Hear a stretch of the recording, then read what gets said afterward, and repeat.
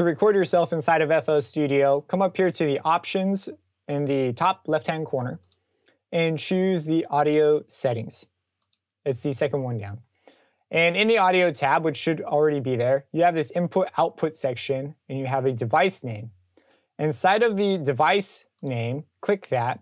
And in here are all your audio drivers. Your piece of gear has an audio driver that goes with it. Make sure you've installed it because that's how FL Studio knows how to work with your piece of gear. So if it's a USB microphone, make sure you've got the driver for it. If it's an audio interface, make sure you've got the driver for it. And you should be good to go. So once it's installed, simply select it. If you have a direct sound one or an ASIO one, let's say you have two, because sometimes they should support both. Choose the ASIO one if you have that option, because it's way better performance. So choose that one, and then check out your buffer size. If there's a really big echo, so if you click this, it's gonna open up your device's driver, which is different for every interface. So yours may look totally different. The only thing you need to look for is the buffer setting. So under settings for my particular case, I have a buffer setting which allows me to choose how much time the computer essentially gets to process my audio. So if you choose a lower number, if there's a delay between you hearing yourself, that delay will be really, really small, almost not noticeable ideally, but you might get a lot of clicks and pops because you're putting such a heavy load on your computer, which is now useless. So it will increase it to get rid of the clicks and pops till they go away. So I'm using 9 milliseconds. If I use 20 milliseconds, I'll have a noticeable delay, but I give myself a lot of room for processing. So you're gonna wanna choose the one that works best for you. Obviously, if you're recording yourself, you wanna sort of find the spot as short as you can go, but without clicks and pops. For me, 9 milliseconds is great. So I select that. And you should be good to go here. So once you have those things selected, go ahead and close the settings tab and open up the mixer. Now to get to the mixer, you can click this button right here. It looks like little faders, just like the faders here. Or you can hit F9 if that might be easier for you. So F9 or that button up there. And in here you have a bunch of channels. And on these channels, you can send your microphones. So after you've got your driver selected and you've got a channel selected, you know, because it's green, select a channel and then come over here to where you see all these things that say like slot 1, slot 2. And up here you have your input.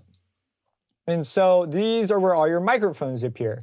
If you don't see this, you don't have your audio driver correctly selected. And you need to go and double check your driver and all that fun stuff. But assuming it's all there, you simply select the input that you want. So you see I have quite a few. Chances are you have less because it's kind of overkill. But I have a microphone hooked up to mic 3, so I'm gonna go ahead and select that. And here we go. And there's a nice echo because I'm recording myself over another computer. But there we go, there we go. I don't know how many more times I'm going to say that. You see it's red down here though. So it's red down here meaning that this has been record enabled.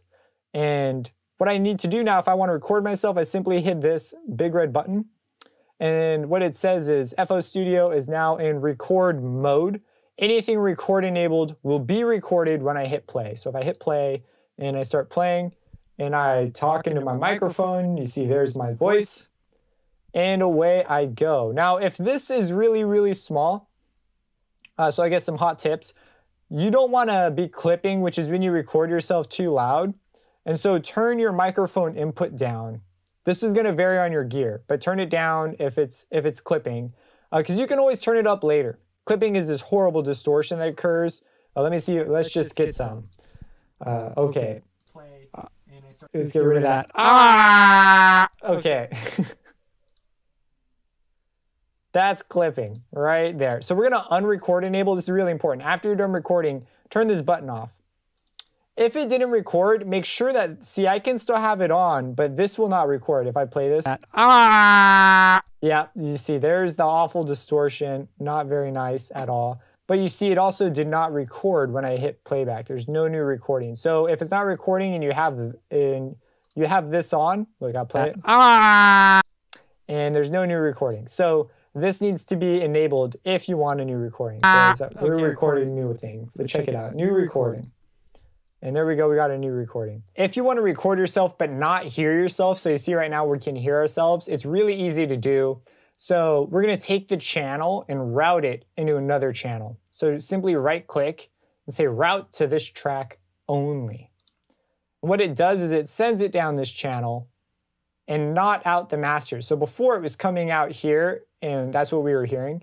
So if I mute this channel, it still comes through and I can still record it. Like for example, let's record a new thing. Let's get rid of that. Ah! Let's get rid of those. Then you can see there's a recording of me talking, but there's no more echo and I can't hear it because I've muted it here, but it's still working. If I mute it here and then keep talking, you see nothing comes through. So that could be a problem.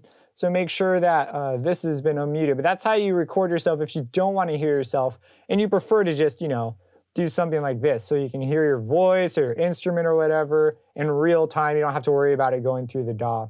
If you insert effects while you're recording, that's going to add latency. So maybe don't do that. A lot of people like to because they like to hear themselves sound better while they're recording. But I think it's better to just hear yourself and how you actually sound so you can improve it instead of having this impression that you sound better than you actually do. But anyways, that is how you record. Super easy, super simple. If you have any questions, let me know. Subscribe and have a blessed day.